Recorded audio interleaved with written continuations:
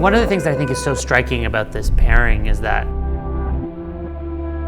with Stella, you have an artist who, with this painting, so incredibly represents motion through 2 dimensions. And with Calder, you have an artist who really brought that to life in taking modernism into 3 dimensions and launching it into space.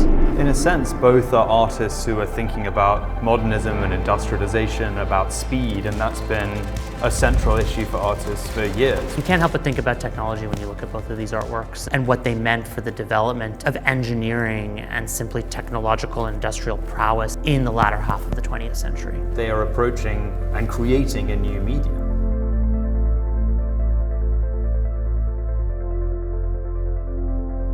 I'm David Galperin. And I'm Lucius Elliott.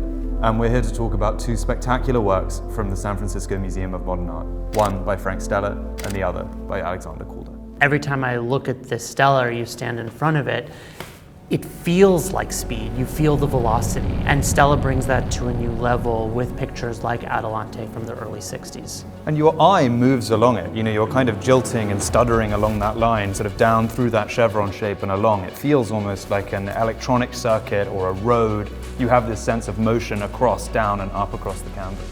Yeah, there's an optical element to it. This illusion of depth or illusion of protrusion.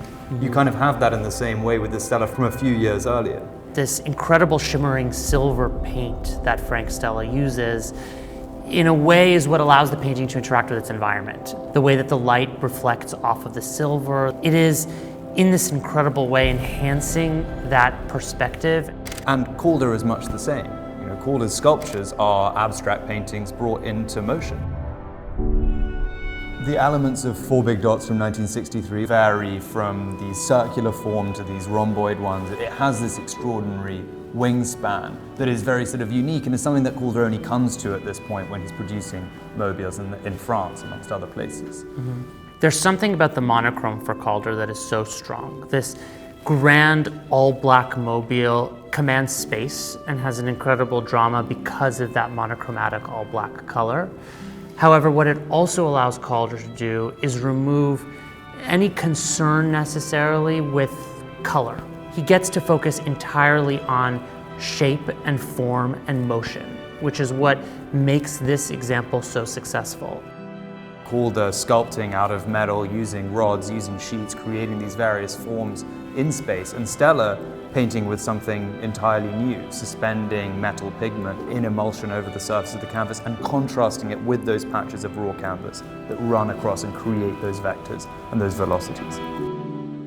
They're so dependent upon their environment. I mean, I think every Calder is completed by the conditions of its viewing, by the air in the room, by the environment, by the viewers walking around it. I mean, it reacts to the space.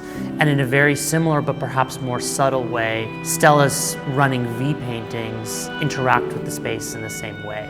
And part of their impact is the engagement with the viewer in that way that's very much akin to Calder. Seeing these works in dialogue, you see them playing from the same score. And how interesting is it to think that here you have Adelante from 1964 and Four Big Dots from 1963, done just 1 year apart from one another, but yet these are 2 artists who at these very precise moments are at the very height of their powers. This is a work that has a breadth that is awe-inspiring in the way that the Calder occupies space. And then you look at the Stella painting, done in 1964, and here's an artist who has had a prodigious rise at the very beginning of his career, you know, coming out of the black paintings at the end of the 50s, which were this incredibly revolutionary and radical response to abstract expressionism. It's interesting you brought up this idea of the black paintings versus the dominant mode at the time of abstract expressionism, because one can think about Calder in the same terms. These are both zeitgeist-breaking moments in the development of 20th century art history. Calder, apocryphally or not, sees the images on the wall, imagines what it would mean to translate abstract painting into motion and into sculpture, and Stella imagines what the rigor and objecthood of painting could be and insists upon a painting's objecthood. You talk about the radicality of these artworks, and I think that's key because today, some 60 years on from their making, We look at the pair of these two works and we're struck by how dramatically elegant they are, the sharp geometries of both Stella's painting and Calder's sculpture. Two works which were so in defiance of everything else that was happening in the art world at that time.